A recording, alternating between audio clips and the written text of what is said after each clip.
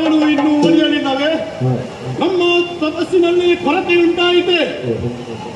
ನನ್ನ ಭಕ್ತಿಯೇ ಬ್ರಹ್ಮದೇವನಿಗೆ ಮುಟ್ಟಿಸಲಿಲ್ಲವೇ? ಏನು ಮಾಡಲಿ? ಈ ಮುಖವನ್ನು ಪುರದವರಿಗೆ ತೋರಿಸುವುದಾದರೂ ಹೇಗೆ? ನಾನು ಹೇಳಿಕೊಂಡು ಬಂದವನಿದ್ದೇನೆ.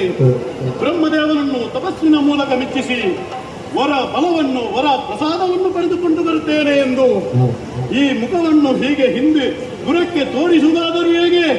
ಈ ಸುಟ್ಟ ಮುಖವನ್ನು ಪುರಕ್ಕೆ ಹಿಂದಿರುಗಿಸಲಾರೆ.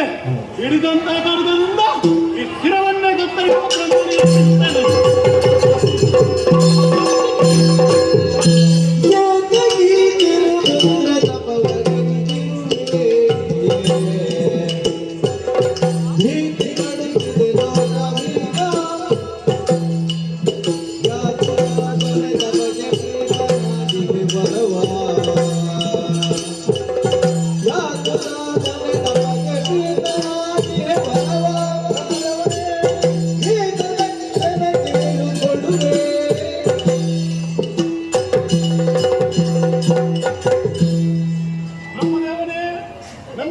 ತಪಸ್ಸಿಗೆ ಒಚ್ಚಿ ಬೆಚ್ಚಿ ಬಂದೆಯಾ ತಂದೆ? ನನಗೆ ಬೇಕಾದನ್ನು ಕರುಣಿಸಬೇಡ ತಂದೆ. ತಂದೆ ಸಂತೋಷವಾಯಿತು ತಂದೆ. ತಲೆಯನ್ನು ಕಡಿಯುವುದಕ್ಕಾಗಿ ಸಿದ್ಧನಾಗಿದೆಯಾ? ಸತ್ಯ. ನಿನ್ನ ತಪಸ್ಸಿನ ಪ್ರಭಾವದಿಂದಾಗಿ ಲೋಕವೆಲ್ಲ ಅಲ್ಲೋಲ ಕಲ್ಲೋಲವಾಗಿದೆ. ನಿನ್ನ ಭಕ್ತಿಗೆ ಒಲಿದು ಈ ಬ್ರಹ್ಮದೇವನಾದ ನಾನು ಮೈದೂರಿದ್ದೇನೆ. ತಂದೆ ಧನ್ಯನಾದೆ.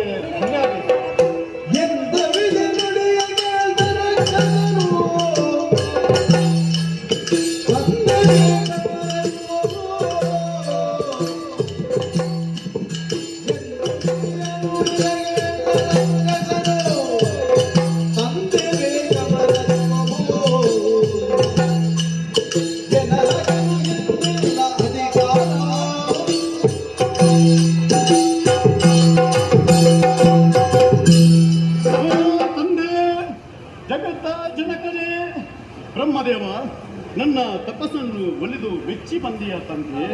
ಕೊಡುವುದಾದರೆ ತಂದೆ ಮರಣವೇ ಭಾರದಂತ ವರವನ್ನು ಕರುಣಿಸು ತಂದೆ, ವರವನ್ನು ಕರುಣಿಸು. ಸಾವು ಜೀವಿಗಳಿಗೆ ಅನಿವಾರ್ಯ.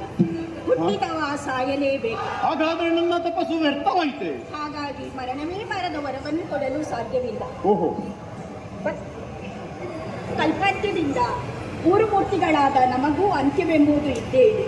ಹಾಗಾಗಿ ಮರಣವೇ ಬಾರದ ವರವನ್ನು ಹೇಗೆ ಅನುಗ್ರಹಿಸಲು? ಮತ್ತೇನು ಕರುಣಿಸುತ್ತೀರಿ ತಂದೆ? ಭಕ್ತಿಯಿಂದ ಭಜಿಸಿದ ನಿನಗೆ ಅಜರಾಮರವಾಗಿ ಇರಲು ಒಂದು ದಾರಿಯನ್ನು ಸೂಚಿಸುತ್ತೇನೆ. ಯಾವುದದು?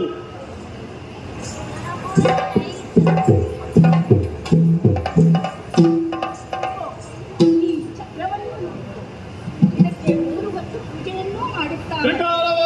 ಪೂಜೆಯನ್ನು ಮಾಡಬೇಕೆ? ಈ ಚಕ್ರವನ್ನು ಹಿಡಿದು ಯುದ್ಧಕ್ಕೆ ನಿಂತರೆ ನಿನ್ನನ್ನು ಸೋಲಿಸುವವರು ಯಾರೂ ಇಲ್ಲ. ಈ ಚಕ್ರವು ನನ್ನ ಕೈಯಲ್ಲಿದ್ದರೆ ಸೋಲೇ ಇಲ್ಲ.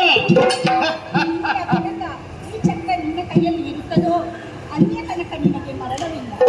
ಯಾವಾಗ ಈ ಚಕ್ರ ನಿನ್ನ ಕೈಯಿಂದ ತಪ್ಪಿ ಹೋಗುವುದೋ ಆ ದಿನ ನಿನಗೆ ಮರಣ ನಿಶ್ಚಿತ. ತಪ್ಪಿದರೆ ತಾನೇ ಶುಭವಾಗದು.